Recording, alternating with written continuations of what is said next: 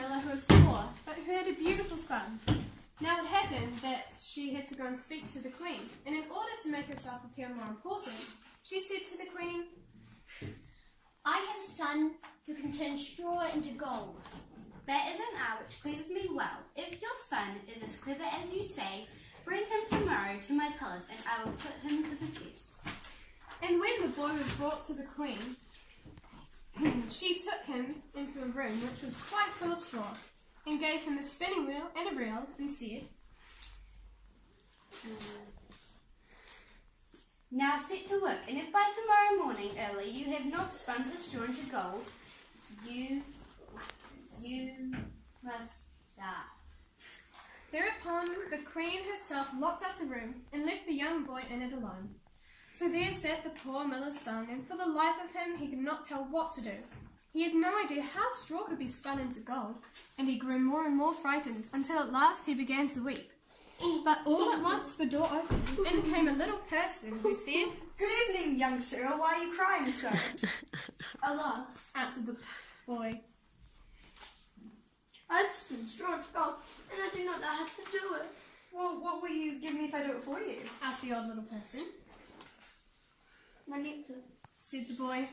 The little person took the necklace, seated itself in front of the wheel, and whir, 3 turns and the wheel was full. Technical difficulties. Get up. Then it put another on, and whir, 3 times round, and the second was full too. And so it went on until the morning, when all the straw was spun and all the reels were full of gold. By daybreak the queen was already there, and when she saw the gold she was really astonished and delighted, but her heart only became more greedy. She had the miller's son taken into another room full of straw, which was much larger, and commanded him to spin that also in one night, if he valued his life. The boy knew not how to help himself, and was crying when the door opened again, and the little person appeared and said, What will you give me if I spin that straw into gold for you also?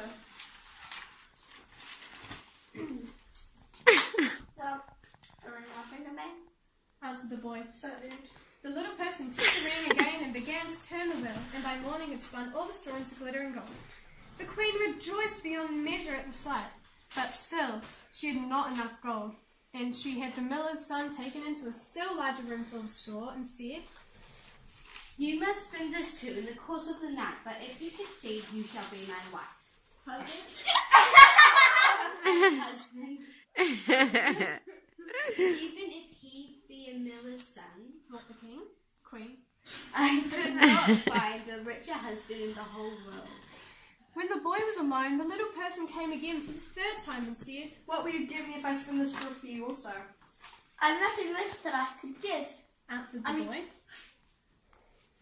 Then promise me, if you should become king, to give me your firstborn child. Who knows what that would happen. Thought the miller's son, and not knowing how else to help himself in this terrible situation, he promised the little person what he wanted, and for that he once more spun the straw into gold.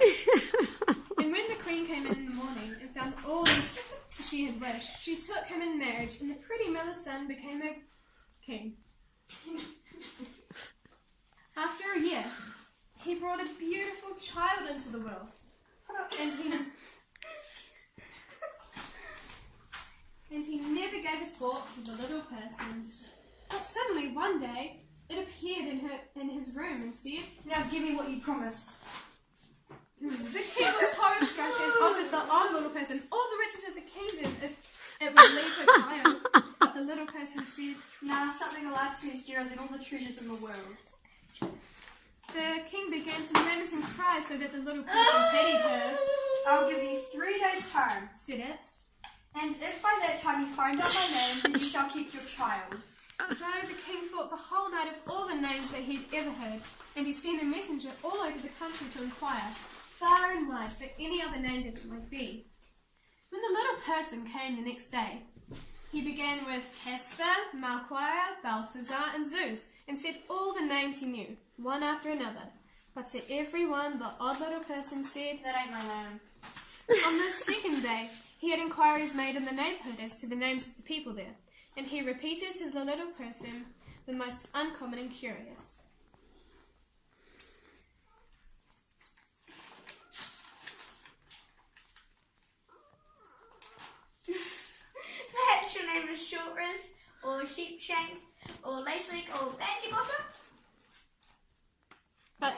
it always answered. That ain't my name. On the third day, the messenger came back again and said, I haven't been able to find a single new name, but as I came to a high mountain at the end of the forest, where the fox and the hare bid each other good night, there I saw a little house. And before the house, a fire was burning. And around the fire, quite a ridiculous old man was jumping. He hopped on one leg and was shouting, Today I bake, tomorrow brew, the next I'll have the young king's child. Heart glad that no one knew that Rumplestiltskin was styled.